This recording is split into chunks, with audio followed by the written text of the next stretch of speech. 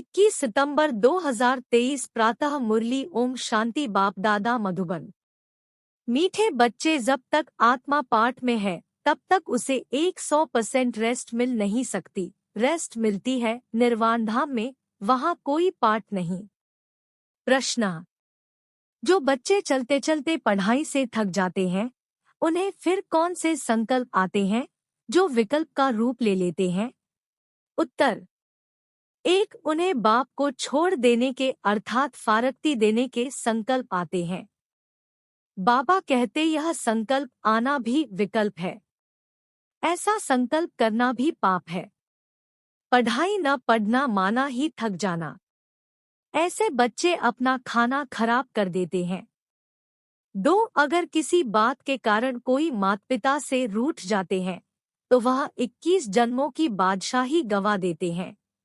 गीत: आज अंधेरे में है इंसान। ओम शांति। यह है भक्ति का गीत व प्रार्थना। किसके पास प्रार्थना करते हैं? भगवान के पास। परंतु घोर अंधियारे में होने कारण भगवान को जानते ही नहीं। तो अब सुने कौन? जब भगवान उन्हों की पुकार सुने तब आकर ज्योति जगाए। परंतु बच्चे भगवान को जानते ही नहीं तो सुनेंगे फिर कैसे? अभी तुम सम्मुख बैठे हो, भगवान तुमको घोर अंधियारे से घोर सोजरे में ले जा रहे हैं। गाते भी हैं ब्रह्मा की रात और ब्रह्मा का दिन। रात में दर दर भटकते भी बहुत है। पहाड़ों पर, टिकाणे, मंदिरों, मस्जिदों में जाते हैं, परंतु भगवान मिलेगा कहाँ? भगवान का जन्म भी भारत में मनाते हैं। शिवरात्रि कहते हैं ना। बरोबर उनकी यादगार प्रतिमाएं भी भारत में हैं, परंतु समझते नहीं कि वह कब आते हैं। बिल्कुल घोर अंधियारे में है। अभी तुम घोर अंधियारे में नहीं हो। तुम नंबरवार पुरुषार्थ अनुसार सोजरे में आते जाते हो। तुम बच्चे जानते हो यह सारी सृष्टि की रचना कौन और कैसे करते हैं। तुम यहाँ आए हो ईश्वरीय विश्वविद्यालय में, जहाँ ईश्वर पढ़ाते हैं, मनुष्य से देवता बनाते हैं। यह नॉलेज तुम्हारे में भी नंबरवार समझते हैं। कोई तो अच्छी रीति समझते हैं, कोई पूरा नहीं समझने वाले भागंती हो जाते हैं, माता पिता से रूठ पड़ते हैं। जिनके लिए गाया हुआ है आश्चर्यवत, ऐसे माता पिता से रूठ पड़ते हैं। पशंती कथंती फिर रूठ पड़ती। जानते हैं माता पिता से हमको 21 जन्म लिए स्वर्ग की बादशाही मिलती है, फिर भी भूल जाते हैं। बाबा ने समझाया है जिसको शांति कहा जाता है वह मिलती ही है शांतिधाम अथवा निर्वाण धाम में, उसको मुक्तिधाम भी कहा जाता है। अगर कोई कहे हम 100% रेस्ट में हैं, परंतु यह अक्षर कोई है नहीं। सारे दिन में कोई न कोई कर्म जरूर चलता है। हाँ, अल्पकाल के लिए रात के नींद को रेस्ट कहते हैं, क्योंकि आत्मा कहती है मैं सारा दिन काम करके थक गई हूँ, अब रेस्ट लेती हूँ। अपने को डिटैच कर देते हैं। यह तो जानते हो बाप रहते ही हैं शांति देश में, या ऐसे समझते हो कि परमपिता परमात्मा वहाँ रेस्ट में रहते हैं। परमात्मा रेस्ट में तब रहते हैं जब उनका पाठ नहीं है। मुक्तिधाम में कोई काम नहीं करते हैं। यह बड़ी समझने की बातें हैं। अभी तुम्हारी बुद्धि का ताला खुलता जाता है। बाप कहते हैं तुमको पता है मैं रेस्ट में कब रहता हूँ? जबकि तुम बच्चे स्वर्ग में सुख में रहते हो। वहाँ तुमको सुख शांति है, उसको रेस्ट नहीं कहा जाएगा। रेस्ट में तब कहें जब तुम्हारा कोई पाठ नहीं है। तुम जब स्वर्ग में हो तो मुझे कोई मेहनत नहीं करनी पड़ती। मैं वहाँ घर में शांत में रहता हूँ। शांति का दूसरा अक्षर वहाँ रेस्ट कहेंगे। यहाँ तो रेस्ट में रह नहीं सकते हैं। आत्मा कहती है मैं रेस्ट में तब हूँ जबकि रात को नींद करती हूँ, उस समय रेस्ट में हूँ या शांत में हूँ, बात एक ही है। रात को अशरीरी बन जाते हैं, शांत हो जाते हैं, फिर उठते हैं तो कर्म में आते हैं, फिर भी अनरेस्ट है। कर्म करते अनरेस्ट भासती है। सतयुग में अनरेस्ट का सवाल नहीं, अनरेस्ट करती है माया। वहां ऐसे नहीं कहेंगे कि हम रेस्ट में रहते हैं। कामकाज सब करते हैं परंतु अशांत नहीं रहते हैं। बाकी रेस्ट अक्षर है नहीं। समझो कोई कहते हैं हम शिमला जाते हैं रेस्ट के लिए, परंतु रेस्ट का अर्थ नहीं। सच्ची रेस्ट तब है जब हम निर्वाण धाम में रहते हैं, वहां चुप रहते हैं। बाकी रेस्ट कोई को नहीं है। कोई कहे हमको 100% रेस्ट है तो यह रॉन्ग है।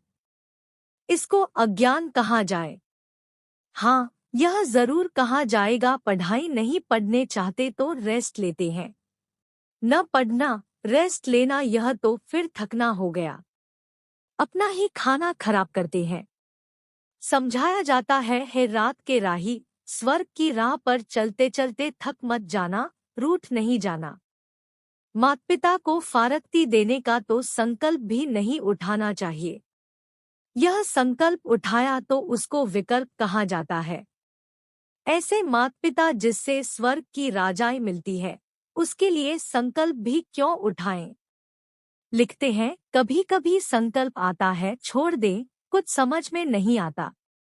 अरे समझने का तो यह टाइम है ना। समझना अर्थात पढ़ना। तुम जानते हो हम पढ़ रहे हैं। परमपिता परमात्मा जो ज्ञान सागर है, ऊंचते ऊंच है, उनको कोई भी जानते नहीं।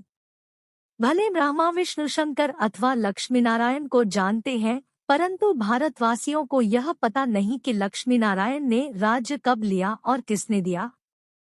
माया ने बिल्कुल ही घोर अंधियारे में डाल दिया है। बाप आकर समझाते हैं, रचा बाप मनुष्य सृष्टि की रचना कैसे करते हैं, यह तो कोई भी नहीं जानते। बाप ही बैठ समझाते हैं, प्रजापिता ब्रह्मा को क्रिएटर नहीं कहेंगे। भले प्रजापिता कहा जाता है परंतु वह रचता नहीं। मनुष्य कहते हैं हमको अल्लाह ने पैदा किया। निराकार फादर को ही रचता कहेंगे। रचता बाप को जरूर मनुष्य ही जानेंगे, जानवर तो नहीं जानेंगे। जानवर तो मुख से नहीं कहेगा कि हमको परमात्मा ने रचा है। मनुष्य कहेंगे हमको भगवान ने रचा है। तो बाप बैठ समझाते हैं, तुम देखो यह रचना कैसे रची। पहले पहले रचना होती है मुख वंशावली की।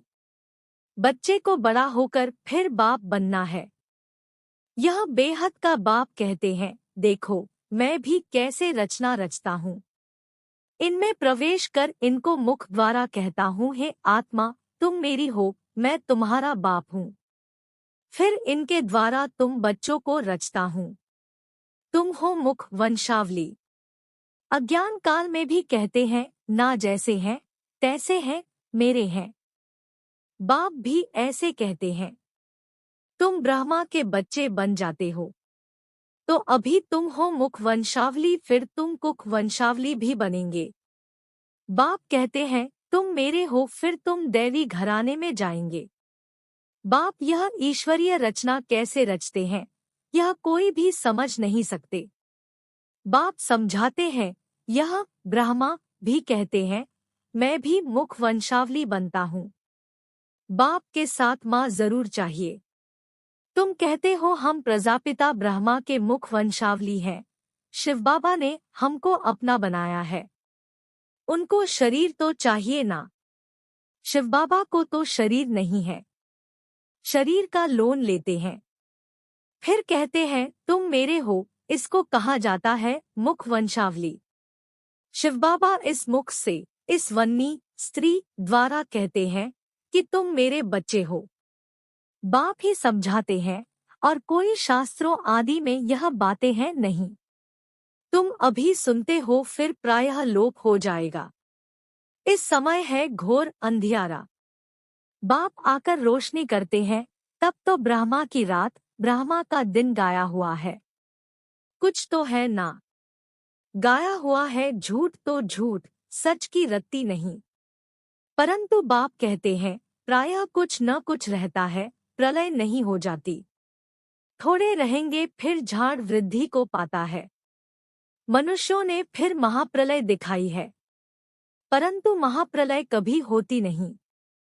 ऐसे नहीं होता जो सागर में बच्चा पीपल के पत्ते पर आए, यह सब गपोड़े हैं।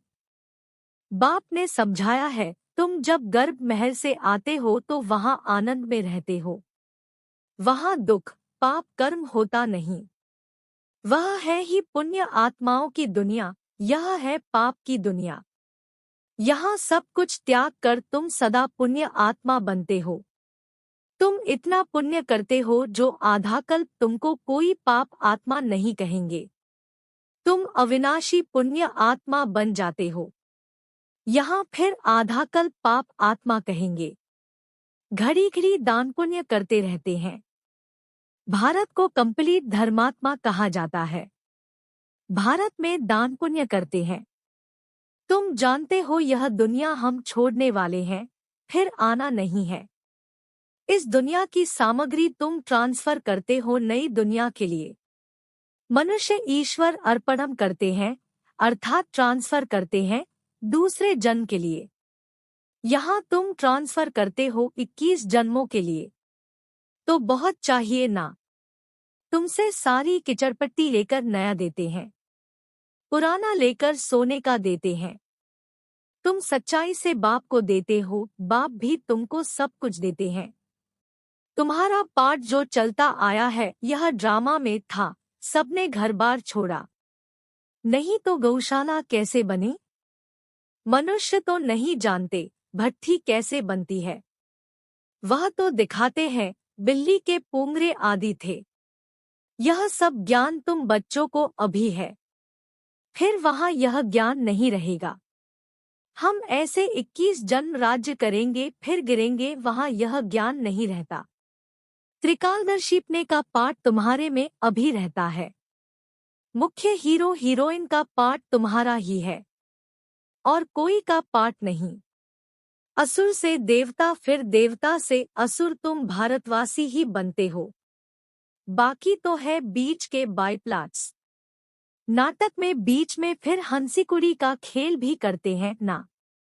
आधा कल्प बाद देवी देवता धर्म प्रायः लोप हो जाता है। तुम्हारी बुद्धि में यह सारा चक्र फिरता रहता है, तब तो तुम समझाते हो ना। परमपिता परमात्मा भी परम आत्मा है, परमधाम में रहने वाला। बाप कहते हैं मेरे में सारा ज्ञान है। मैं मनुष्य सृष्टि का बीजरूप चैतन्य हूँ। वह तो जड़ बीज होते हैं, शिव तो चैतन्य है। उनकी प्रतिमा पूजी जाती है। आजकल गवर्नमेंट झाड़ों के सैपलिंग लगाती है। यह है चैतन्य बीज, मनुष्य सृष्टि रूपी झाड़ का बीज कहते हैं। मुझे सारे झाड़ की नॉलेज है।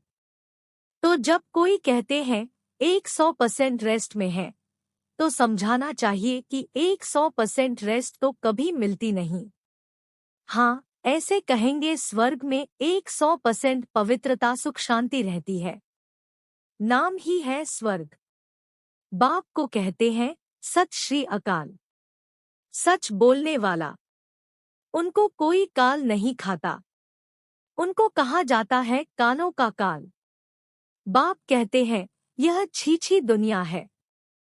इस भंभोर को आग जरूर लगनी है।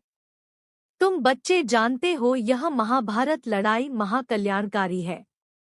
मनुष्य यज्ञ करते हैं कि शांति हो जाए, गोया समझते हैं स्वर्ग के गेट्स न खुले। तुम तो ताली बजाते हो भंभोर को आग लगे तो हम नई दुनिया वैकुंठ में जाएं। यह विनाश ज्वाला इस रुद्र ज्ञान यज्ञ से ही प्रज्वलित हुई है। जो बाप के बनेंगे वही स्वर्ग के मालिक बनेंगे। बाकी सबको हिसाब किताब चुकतू कर वापस जाना है। तुम जानते हो अब वापस मुक्तिधाम में जाकर फिर अपना पाठ रिपीट करना है। सतयुग में यह इतने सब देवी देवता कहाँ से आए? मनुष्य से देवता किए करत न लागी वार। तुमको कौड़ी से हीरे जैसा पतित से पावन बनाते हैं। जितना जो नॉलेज धारण करेंगे उतना पद पाएंगे। राजधानी स्थापन हो रही है। तुम जानते हो हम अपने लिए स्वर्ग की स्थापना कर रहे हैं श्रीमत पर। अगर श्रीमत से कोई रूठकर अपनी मत पर चले तो वह रावण मत हो जाएगी, इसलिए कदमकदम पर तुम श्रीमत लेते रहो। बाप जीते जी तुमको ट्रस्टी बनाते हैं। अच्छा। मीठे मीठे सिकीलधे बच्चों प्रति माता पिता बाप दादा का याद प्यार और गुड मॉर्निंग।